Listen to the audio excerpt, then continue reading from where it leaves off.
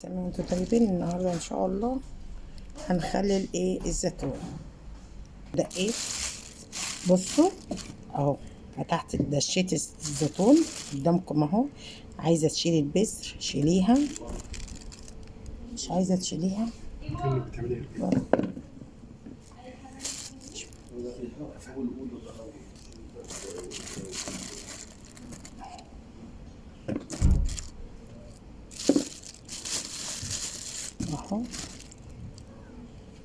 نفدخ الزيتون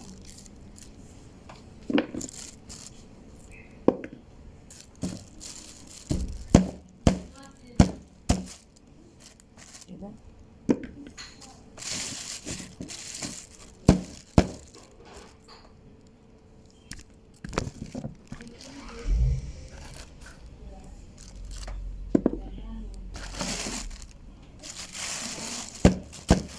هنخلص الكمية كلها،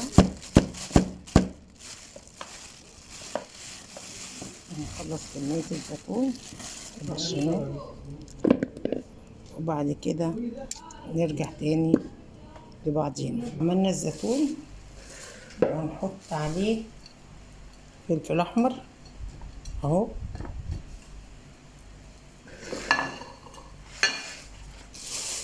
وجزر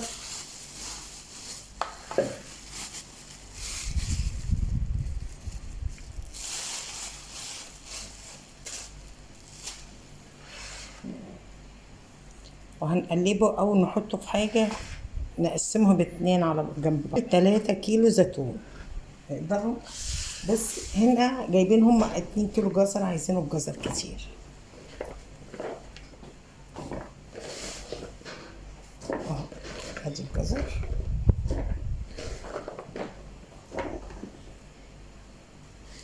وادي الفلفل، حط حوالي كيلو فلفل عليه. عايزين حاجات كتير قوي. كيلو فلفل عليه، هيتحط عليهم بقى 10 جنيه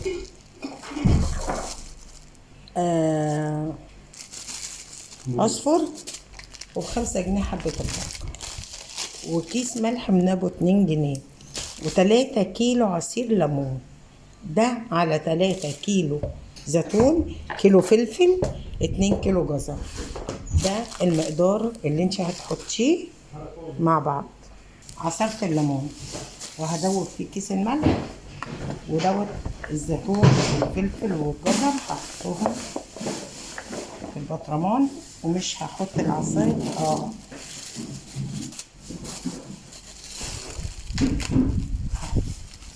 شوية العصفر على ده وده،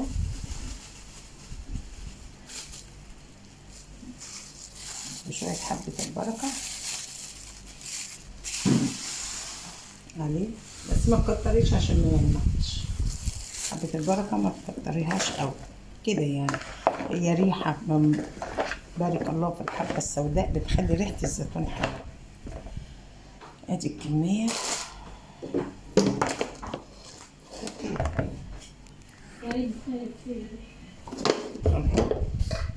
ونعبي.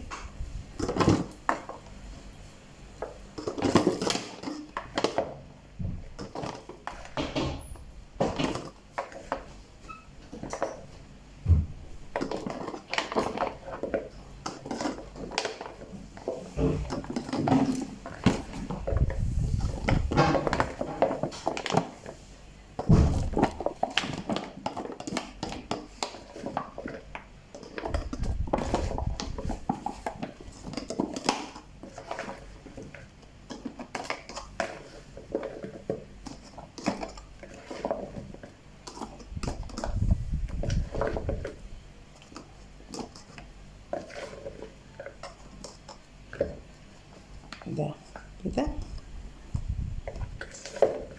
هحط بعد كده، هقفله بعصير الليمون اللي انا عملته.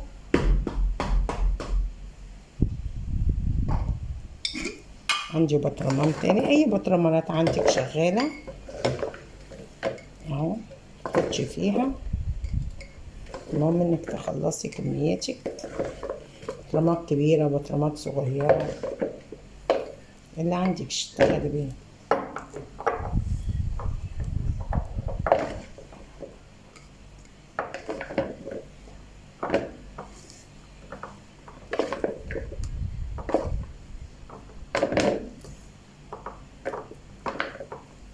ادي بطرمان تاني اهو صغير، هنجيب بطرمان تاني اهو، خد حبة من ده.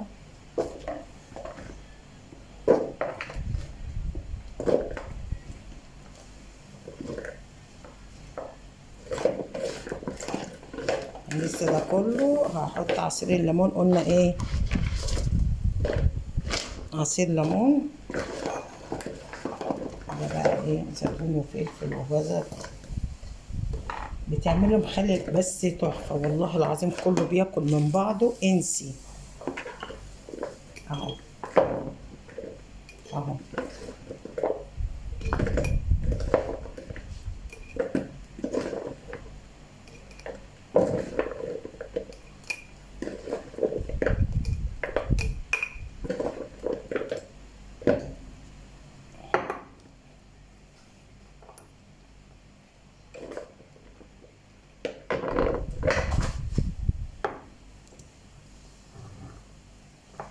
ادي كده، وهنخلص الكميه والنبي. بصوا بقى، ادي البطرمان اهو، عندي بقى القشر الليمون اللي انا عصرته، انا مش عصره الليمون، انا عصراه نص كده كده، هحطه.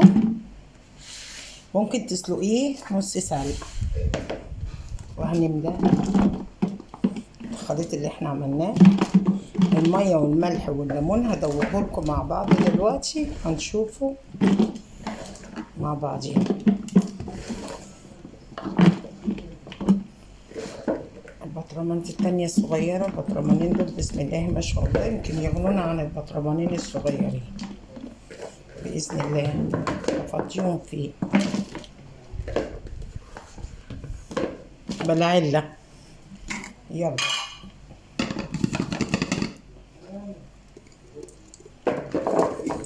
اهو كده، بسم الله ما شاء الله.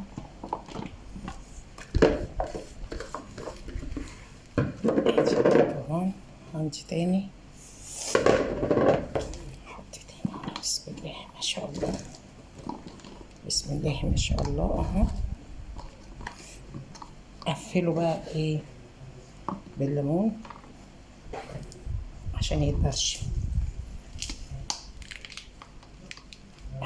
الليمون ده بيتاكل حتى، بسم الله ما شاء الله عليها، مش عصراه بضمير يعني، كله ميه. يلا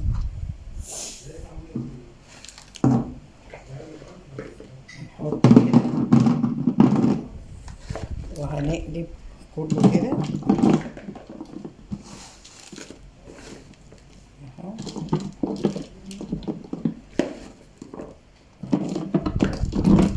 زي ما قلت لكم، ده هياخد كيس ملح مش 2 جنيه بقى، ب4 جنيه. يلا بقى، وهياخد عصير 3 كيلو ليمون عشان مش هنغنيها. نجيب البطرمان الصغير، يعني هم خدوا بسم الله ما شاء الله 3 بطرمانات فله حلوين كده كده، صح. ما بحبش البطرمانات الصغيره دي، اللي عايز يخلل فيها يخلل براحته، بس الحاجه الكبيره بتبقى ماليه قيمتها كده، مش بيجراله حاجه. هو تفاح بس يقعد معاكي بالطريقه دي، وعزه الله من السنه للسنه، وعزه الله كمان مره من السنه للسنه. وانا هوريهولكوا عندي ولسه ما اتفتحش، من السنه للسنه، اللي قلت لكم الرخامات نضيفه. الحاجه دي بتقعد بقول لك من السنه للسنه. هكمله بقى ايه؟ الليمون الصراحه اصل مش هيبوظ، ده بيتخلي الرخر وبيبقى طعمه احلى كمان والله، مع بعضيهم كله بياكل مع بعض. والبطرمان التالت اهو برضو بختمه زي ما قلت لكم بالليمون. لازم نقفل بالليمون. تيجي تاخدي حاجتك خديها بمعلقه نضيفه وناشفه، وفتحتيه تحطيه في التلاجة بس كده، وتشيليه من السنه للسنه، عايزاه من السنه للسنه في مكان ظل كنتش فيه شمس. احنا عملنا ايه هنا؟ ادي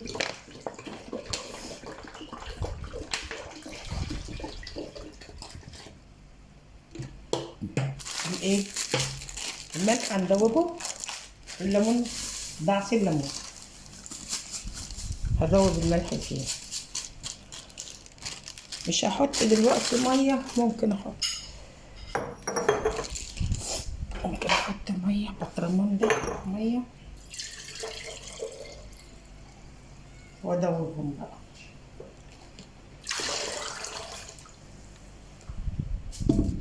يا جماعه ما بيتحطش عليه خل، ملحوظه، مبيتحطش على التخليل خل، ما بيتحطش على التخليل خل عشان ما تضروش حاجه. الخل هيهري الزيتون، الخل هيهري الزيتون اهو. هدوبه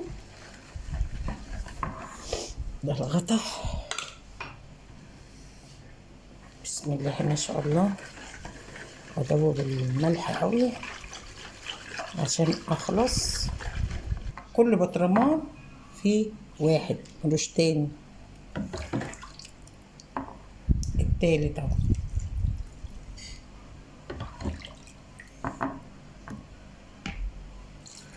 ادي واحد،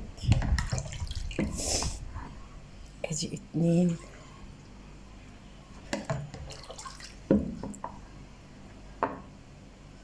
ادي اتنين تاني. ده مش هحط له تاني خلاص عشان ده صغير. ادي كده تلاتة، كده تلاتة، أربعة،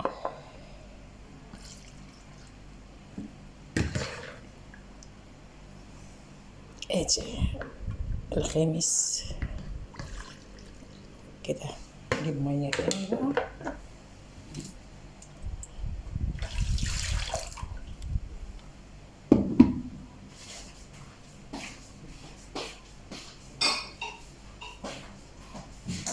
عندك ملح تعال.